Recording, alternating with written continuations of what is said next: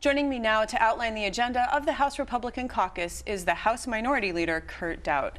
Thank you so much for taking the time today. I'm happy to be here. Thanks for having me. As of right now, the state of Minnesota finds itself in a good economic position since the last budget and economic forecast. We have a full rainy day fund and a projected surplus. How would your caucus like to handle the surplus? Well, I think number one, it's important to know that in the last session, taxes were raised on Minnesotans by about $2 billion. And not just taxes, but kind of the worst sort of taxes you can imagine. As a public policy maker, we should look for things that protect Minnesotans. And what they passed was a provider tax, which taxes people's doctor visits and dentist visits. And what that means is that folks that access health care will be taxed more, or sick folks will pay more. Like me. That's just really bad public policy. So frankly, we'd like to see that be reversed.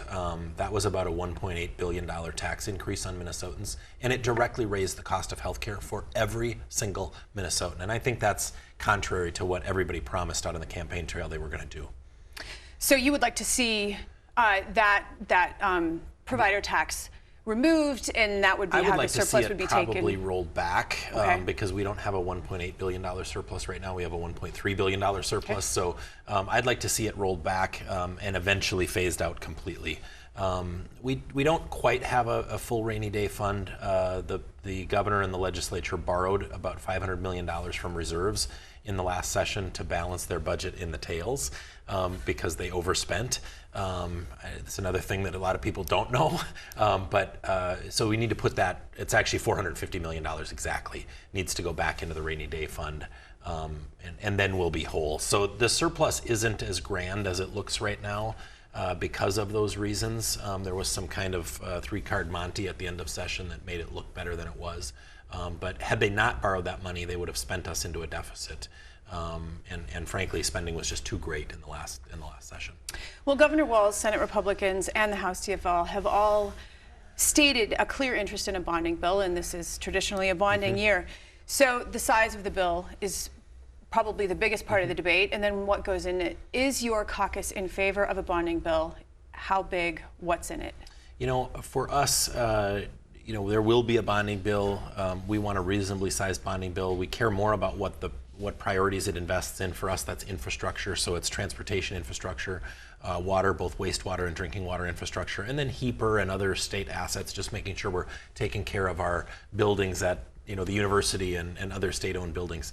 And if we can put in projects that are regionally important and Minnesotans kind of think of as regionally important or statewide important assets to invest in, those are the sorts of things we're going to look for. The biennial average for bonding has been about $1 billion for the last 6 or 8 bienniums. The governor right now is at $2 billion, so he's double the biennial average. The House right now is at $3.5 billion, so they're 3.5 times the biennial average. I think their strategy has been, let's just say yes to everybody, and then when it doesn't end up being that high, we'll blame somebody else. To me, that's politics. The reality is the bill's going to be probably larger than $1 billion, but nowhere near $2 billion. And I think members of the legislature care more about what's in it than the actual size. If it's too big, you can't get enough votes to pass it. If it's too small, you can't get enough votes to pass it. So you got to find that kind of right area. This is an election year, and all of the legislative seats are going to be on the ballot. And according to a survey late last year by the Cook Political Report and the Kaiser Family Foundation, surveying swing Midwestern states like Minnesota, healthcare and the cost of prescription drugs is the #1 concern of voters. What would your caucus like to see done to address that need? Well, we actually, we talked about it just a minute ago here with the provider tax. That was a direct increase in the cost of healthcare for every Minnesotan, and that has a ripple effect because when providers or insurance providers are paying more to settle up your bills, that costs them more, and they have to take those expenses and spread them out over their risk pool. And what that does is it drives up the rates that people pay for health insurance. So it makes it more expensive for everyone. And those are the wrong approaches. Our caucus, specifically under my leadership, has in recent years put things in place that have actually reduced the cost of health insurance. We saw that in the private marketplace when we did the reinsurance bill, and that was a huge success. Now, I don't like putting tax dollars to to supplement the private insurance marketplace, but what we had to do was stabilize that marketplace to get rates coming down. Rates went up about 300% for Minnesotans in the private insurance marketplace under Obamacare, or as a result of Obamacare. And while yes, it did provide a few things for us, it took us from are insured from 25 years old to 26 years old on your parents' policy, and we already had coverage for pre-existing conditions, so it wasn't as important here as it was in other parts of the country, but it caused Minnesotans to have about a 300% increase in their premiums, and we actually took steps to lower those premiums. We think those issues are going to be just as important this election cycle. We think they were the number one the last, and we think they'll be the number one issues this cycle. On prescription drug costs, our friends on the other side of the aisle, the Democrats, are doing things that actually will also raise the cost of drugs in Minnesota.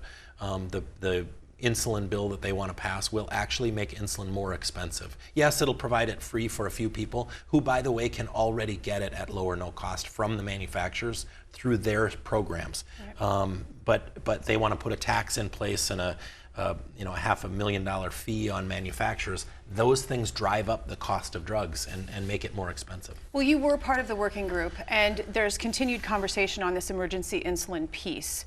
Is something going to be done, do you think? I think when you look at the two bills that were talked about last session, the world has kind of changed since those two bills were discussed, and we worked a lot over the interim. I was on that working group.